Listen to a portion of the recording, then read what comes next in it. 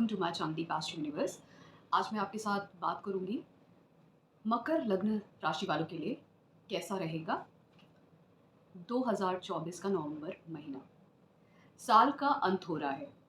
ये साल सभी लग्न राशि वालों के लिए काफ़ी ज़्यादा परिश्रम का और डिफ़िकल्टीज़ का, कठिनाइयों का रहा है।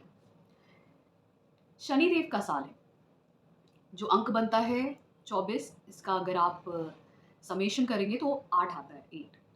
तो वो शनिदेव को रिप्रेजेंट करता है और शनिदेव मूल त्रिकोण राशि में है, इसलिए बहुत स्ट्रांगली ये रिप्रेजेंट करता है। वो राजा से रंक और रंक से राजा बनाने की क्षमता रखते हैं, यही शनिदेव। इस साल बहुत सारे लोगों की लाइफ में मैंने हेल्थ इश्यूज़ के बारे में सुना, पैसों से जुड़ी हुई डिफ़िकल्टीज़, प्रोफेशनल लाइफ में डिफ़िकल्टी, शादी में डाइवोर्स तक हो गया, सेपरेशन हो गया, इस तरीके की चीज़ें, बहुत सारे इस तरीके की प्रॉब्लम्स मैंने सुनी। जिन लोगों ने भी कुछ भी अगर लाइफ में गलतियां की हैं, उसका दंड इस साल लोगों को मिला होगा अलग अलग तरीके से, क्योंकि शनिदेव कहते हैं रिस्पॉन्सिबिलिटी लो। इसीलिए आज इस वीडियो में मैं बात करूंगी मकर लग्न के बारे में। राशि वालों के लिए चर्चा करेंगे। जो भी आपके ग्रहों का ट्रांजिट है, उन ग्रहों के ट्रांजिट को समझने से पहले आप अपनी महादशा देखिए, विंशोत्तरी महादशा। इसको समझना आसान है सभी लोगों के लिए। एक लेमैन भी कुंडली खोल के अपनी देख सकता है विंशोत्तरी महादशा कौन सी चल रही है, महादशा कौन सी है, अंतरदशा कौन सी है, प्रत्यंतर कौन सी है। आप ये भी समझ सकते हैं कि आपकी महादशा का लॉर्ड किधर बैठा है, उससे अंतरदशा का लॉर्ड कितने प्लेसेस अभी बैठा है, कैसे बैठा है, किन घरों को रिप्रेजेंट कर रहा है। इससे आप खुद ही समझ सकते हैं कि आपकी दशा कैसी जा रही होगी, और आपसे बेहतर कोई नहीं समझ सकता कि आपकी दशा कैसी जा रही होगी। अब इसी के साथ साथ जो ट्रांजिट्स होते हैं, वो कहीं ना कहीं आपके उसी महादशा में अगर खराब जा रही है महादशा, तो वो जो ट्रांजिट है वो भी बता रहे होंगे कि किस एरिया में ज़्यादा खराब जा रही होगी। जिस एरिया में महादशा अंतरदशा के लॉर्ड हैं, ग्रह हैं, और जहाँ पर उनका नक्षत्र है, स्वामी है, वो सब बता रहे हैं। लेकिन उसके साथ जो ट्रांजिट है वो भी इंडिकेट करते हैं कि आपकी किन एरिया में डिफ़िकल्टी आ रही होगी। इसी तरीके अगर अच्छी चीज़ें आपके जीवन में हो रही हैं तो किन दिशाओं में हो रही है। और जो बड़े ग्रहों का ट्रांजिट होता है, जैसे शनि देव हैं, राहु देव हैं, केतु देव हैं। राहु देव और केतु देव इसलिए बोला, कहने के लिए ये राक्षस हैं, स्वरभानु, जिनका चक्र से गला काट दिया गया था, और ये दो छाया ग्रह बने। पर कहीं ना कहीं इन्होंने भी अमृत पान किया था, तो इसलिए इनको भी देवत्व प्राप्त है। और साथ में जो बुद्धि राहु के पास है और जो क्षमता केतु आपको एक आध्यात्मिक की तरफ ले जाने के लिए कर सकते हैं, वो आपको कोई भी ग्रह नहीं कर सकते। इसलिए कमज़ोर नहीं समझना चाहिए राहु और केतु को। इसी तरीके से बृहस्पति ग्रह, ये चारों ग्रह का ट्रांजिट सबसे इंपॉर्टेंट है। अब बात करते हैं मकर लग्न राशि वालों के लिए। जो लग्न के स्वामी है वो शनिदेव है, इस वक्त दूसरे भाव में है, वक्री है। वक्री रह के 5 अक्टूबर से 15 नवंबर तक राहु के नक्षत्र में, राहु इनके नक्षत्र में शनिदेव के, और राहु देव इस वक्त तीसरे भाव में, केतु देव नवम भाव में है। अब लगभग नवंबर में ये बड़े ग्रह वक्री हैं। आप अगर ध्यान दें 15 नवंबर तक तो खासकर चारों ग्रह वक्री हैं। वहीं पे बृहस्पति देव आपके पंचम भाव में वक्री हैं 9 अक्टूबर से, तो नवंबर में पूरा ही वक्री रहेंगे। तो ये जो बड़े ग्रह हैं ये सब वक्री हैं। 15 नवंबर तक शनिदेव भी वक्री हैं, और वो भी विपरीत नक्षत्र परिवर्तन भी कर रहे हैं राहु देव के साथ, तो 15 नवंबर तक उसका भी प्रभाव है। और बृहस्पति देव भी कहीं ना कहीं कनेक्टेड है, क्योंकि राहु देव बृहस्पति देव की राशि में बैठे हैं। तो इसलिए ये 15 नवंबर तक कुछ बड़ा बदलाव आपके जीवन में देंगे। जैसे मकर लग्न वालों के लिए ये दूसरे भाव में है शनिदेव। अब ये राहु के नक्षत्र में राहु देव तीसरे भाव में, तीसरे भाव में राहु देव बैठ के दूसरे भाव में बैठे हुए शनिदेव के नक्षत्र में 15 नवंबर तक। तो ये कहीं ना कहीं आपके धन, परिवार, फैमिली बिजनेस, आपके बोलने से जुड़ी हुई कुछ चीज़ें हैं। कुछ नया या कुछ कर सकते हैं, कुछ नया शुरू करवा सकते हैं आपसे। या तो आप अपने स्किल को डेवलप करोगे, या अपने स्किल से कुछ नया फैमिली बिजनेस शुरू करना, या धन कमाने के नए रास्ते शुरू करना, या अपने आपके छोटे भाई बहन आपके परिवार में जुड़ के आपकी फैमिली बिजनेस में कुछ कर सकते हैं। यहाँ पर कुछ नया शुरू होने का संकेत है। धन के लिए, परिवार के लिए कुछ नया आपके परिवार में शुरू हो सकता है, फैमिली बिजनेस, या परिवार में कोई नया मेहमान आना, बच्चे का इंडिकेशन भी दिखता है। क्यों दिखता है? बृहस्पति देव पंचम भाव में बैठे हुए हैं, वक्री हैं। यहाँ पर कोई ऐसा भी हो सकता है जो कुछ फैमिली बिजनेस या कुछ कार्य क्षेत्र में कुछ नया शुरू कर सकता है। बहुत सारे लोग ये देखेंगे कि उनके यहाँ कोई पढ़ाई की कोई शुरुआत कर रहा है उनके परिवार में।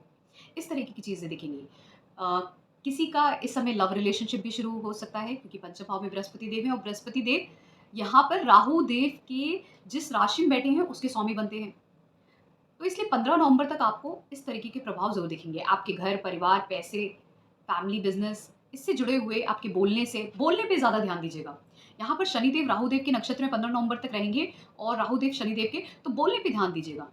खाने-पीने पे भी ध्यान दीजिएगा लेकिन बोलने पे ज़्यादा ध्यान दीजिएगा। क्योंकि जब राहुदेव जुड़ते हैं दूसरे भाव से तो ऐसे लोग थोड़े-से अपने बोलने पे थोड़ी-सी क्रूरता लेके आ जाते हैं। वो कभी-कभार अब्यूज़िव हो जाना, लोगों से तमीज़ से बात ना करना या फिर ऐसे शब्दों का प्रयोग करना जो सामाजिक तौर पे सही नहीं है बोलने परिवार में या आपस में लोगों से, तो उसका थोड़ा-सा आपको विचार करने की ज़रूरत रहेगी। वहीं पर धन के मामले में ये ट्रांज़िट सबसे अच्छा है। अब शनिदेव जब दूसरे भाव में जाते हैं तो कहीं न कहीं धन को कहीं न कहीं रुक-रुक के आने के लिए आपकी ज़िंदगी में अ, आपको प्रयास के बाद धन मिलता है। यहाँ पर दूसरे भाव में जब भी शनिदेव होते हैं, यहाँ पर रुक-रुक के धन आता है।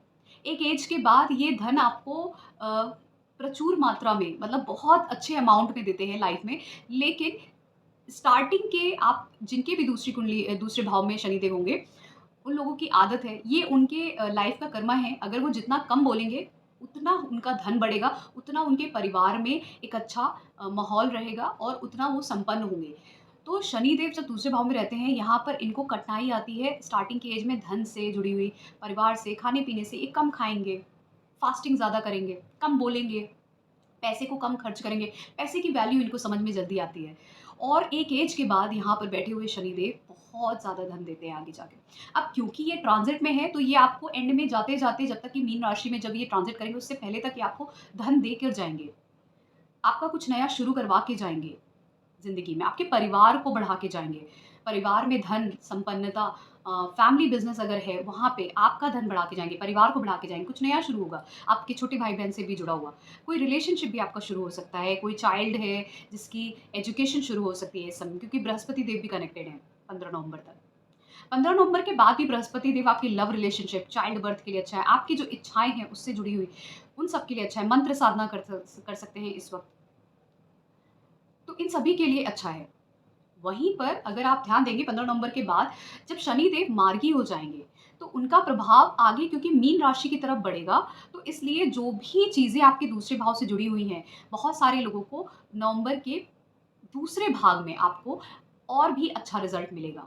धन से जुड़ी हुई चीज़ें, परिवार से जुड़ी हुई चीज़ें, आप कुछ नया शुरू करना चाह रहे थे अपने जीवन में उसमें कुछ ना कुछ नया शुरू होगा। आपके ट्रैवल्स भी हो सकते हैं यहाँ पर, बहुत सारे लोगों के। और ये बहुत ही अच्छा समय है, अच्छा समय दिखता है यहाँ पर। इसी तरीके से अगर मैं बात करूँ बाकी ग्रहों की, यहाँ पे शुक्रदेव की बात करते हैं।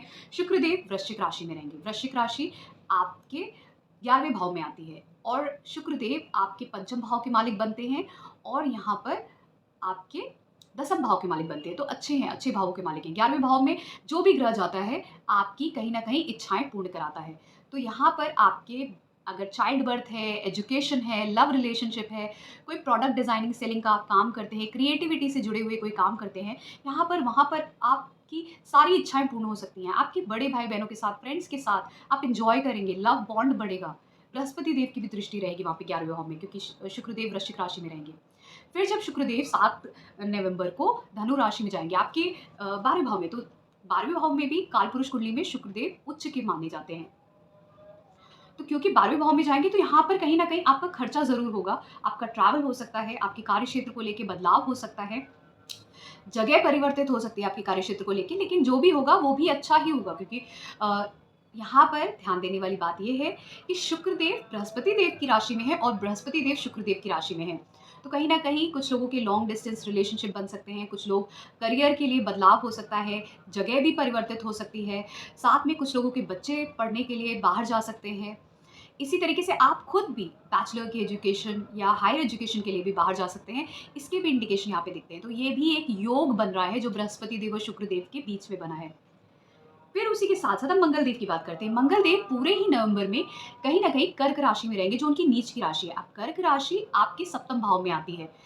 यहाँ पर गौर करने वाली बात ये है कि मंगल देव आपके चौथे भाव के मालिक बनते हैं और साथ में 11वें भाव के।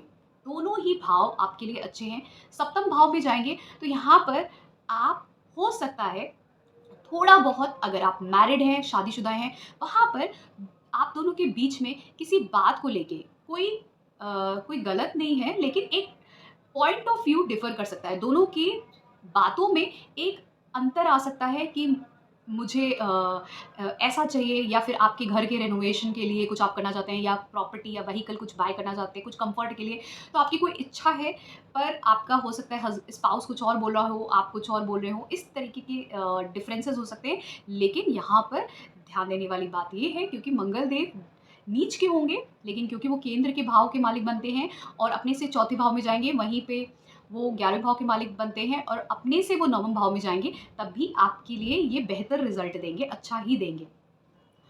उसके अलावा अगर आप बिजनेस में हैं, बिजनेस से जुड़ा हुआ कोई भी आपका रियल एस्टेट का बिजनेस है, या कोई भी बिजनेस है जहाँ पे आप पब्लिक के लिए कोई भी शॉप चलाते हैं, कुछ भी करते हैं, जहाँ पर कोई भी शॉप है आपकी, सपोज करिए, तो वहाँ पे भी आपको सफलता प्राप्त होगी। यहाँ पर भले ही वो नीच के हैं मंगल देव, लेकिन केंद्र में होने से और कहीं ना कहीं आपके खुद की कुंडली के लिए, लग्न के लिए यहाँ पर मंगल देव अच्छे माने जाते हैं, क्योंकि वो चौथे भाव के भी मालिक हैं, 11वें भाव के भी मालिक हैं, साथ में वो लग्न में उच्च के होते हैं। इसलिए यहाँ पर आपके सप्तम भाव में जाने पे मकर लग्न वालों के लिए ये अच्छा ही प्रभाव देंगे पूरे नवंबर में।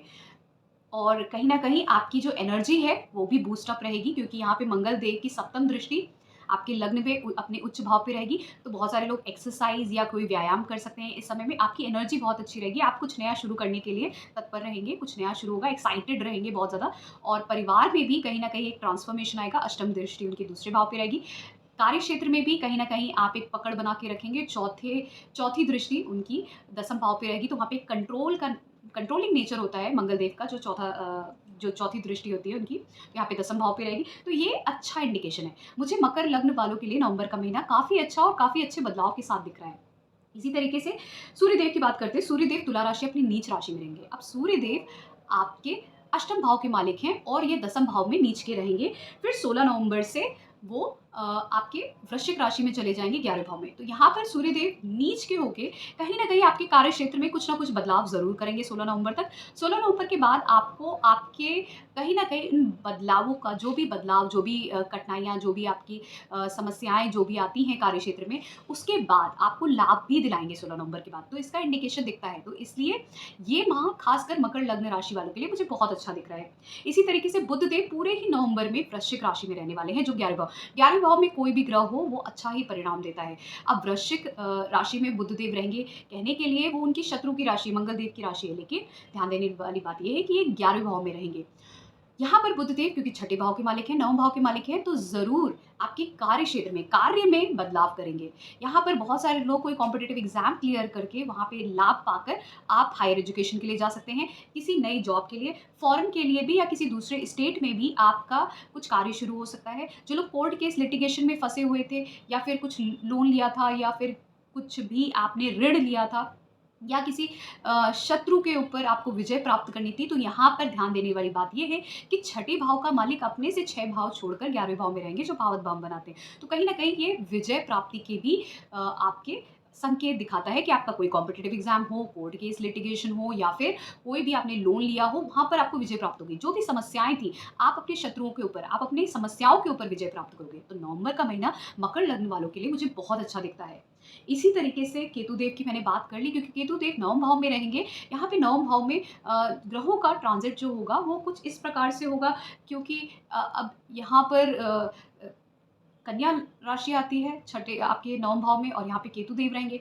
दृष्टि भी है बृहस्पति देव की, और साथ में अगर आप ध्यान देंगे तो जो बुध देव का भी जो ट्रांजिट है वो काफ़ी अच्छा हो रहा है। तो इसलिए आपको प्रभाव 9वें भाव के अच्छे ही मिल रहे हैं इस समय में।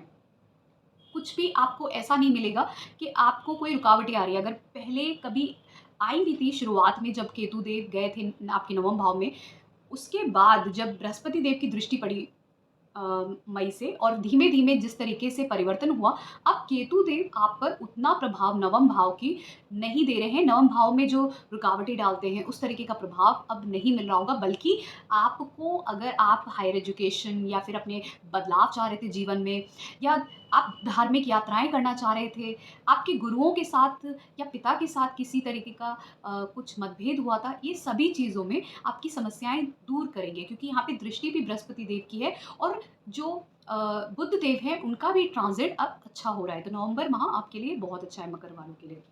अब संक्षेप में, ब्रीफ में हेल्थ, वेल्थ, मैरिज, रिलेशनशिप की बात करते हैं। हेल्थ की बात करें, हेल्थ के लिए ये समय आपका अच्छा है। लग्न के स्वामी का दूसरे भाव में ट्रांजिट करना मतलब आपका कहीं न कहीं हेल्थ अच्छी रहेगी। अपने भाव से जब दूसरे भाव में ग्रह जाता है तो वो सस्टेनेंस की बात करता है, तो यहाँ पर ये अच्छा दिखता है। छठे भाव की बात करें, बुधदेव बनते हैं, वो अपने से 6 भाव दूर, तो वो विजय प्राप्त कराएँगे, तो ये भावत भाव बनता है। ये तो वैसे भी शत्रुओं के ऊपर हो, ऋण हो, या फिर आपके कॉम्पिटिटिव एग्ज़ाम हो, या फिर किसी भी तरीके की समस्याएँ, हेल्थ इश्यू, उसके ऊपर विजय प्राप्त करें। तो नवंबर का महीना आपके लिए हेल्थ के लिए बहुत अच्छा है। वेल्थ की बात करें तो दूसरा भाव भी वेल्थ का है, छठा भाव भी वेल्थ का है, अर्थ त्रिकोण है, दसम भाव को भी हम गिनते हैं उसमें, 11वें भाव को भी गिनते हैं। तो सभी भाव आपके इस वक्त बहुत ही ज़्यादा स्ट्रॉन्ग है। यहाँ पर शुक्रदेव भी 11वें भाव में जाएँगे, बुधदेव भी रहेंगे। अब इतने ज़्यादा सौम्य और अच्छे ग्रहों का भी ट्रांज़िट हो रहा है, तो आपको अच्छा रिज़ल्ट तो मिलेगा ही मिलेगा। साथ में शनि देव की जो दृष्टि है वो भी आपके 11वें भाव में है, बुधदेव रहेंगे, शुक्रदेव रहेंगे, और इनकी मित्रता भी है शनि देव के साथ। तो आपका धन अब बढ़ेगा ही बढ़ेगा सिर्फ़। तो नवंबर में धन के लिए भी ये बहुत अच्छा समय है। मैरिज रिलेशनशिप की बात करें तो आपके जो सप्तम भाव के मालिक हैं, वो आपके कहीं न कहीं यहाँ पर चंद्रदेव बनते हैं, लेकिन क्योंकि बृहस्पति देव का ट्रांजिट आपके पंचम भाव से है, वो वक्री हैं, तो लव रिलेशनशिप के साथ-साथ आप मैरिज की तरफ भी जा सकते हैं, मतलब लव कम अरेंज मैरिज की तरफ भी जा सकते हैं यहाँ पर। और जिन लोगों की मैरिज हो रखी है, उनके लिए भी ये समय काफ़ी अच्छा है। साथ ही में जो चाइल्ड बर्थ के लिए सोच रहे हैं, उनके लिए भी यहाँ पे ये समय अच्छा दिखता है। आपके किसी भी व्यापार में अगर आप हैं, तो यहाँ पर क्योंकि मंगल देव भी रहेंगे, तो उसके लिए भी ये अच्छा है। मैंने जैसे बोला, मंगल देव आपके लग्न में उच्च के होते हैं, और मंगल देव चौथे भाव और 11वें भाव के मालिक बनते हैं। इसलिए सप्तम भाव में भले ही वो नीच के हो रहे हो, तब भी वो अच्छा प्रभाव ही आपको देंगे हर चीज़ में। तो इसलिए ये आपके लिए अच्छा समय है। फिर करियर की, कार्य क्षेत्र की बात करते हैं, छठा भाव भी आपका अच्छी तरीके से यहाँ पर दिख रहा है। कॉम्पिटिटिव एग्ज़ाम हो, कोई भी इंटरव्यू हो, उसको आप क्रैक कर सकते हैं। फिर साथ में दसम भाव भी अच्छा दिख रहा है, बदलाव की तरफ दिखाता है। तो यहाँ पर आपके लिए पूरा ही माह मुझे अच्छा दिखता है। तो ये था मेरा एनालिसिस। अगर आपको पसंद आया है, so please do subscribe to my channel Deepashri universe. उसके अलावा पेड कंसल्टेशन के लिए आप मुझे कॉन्टैक्ट कर सकते हैं।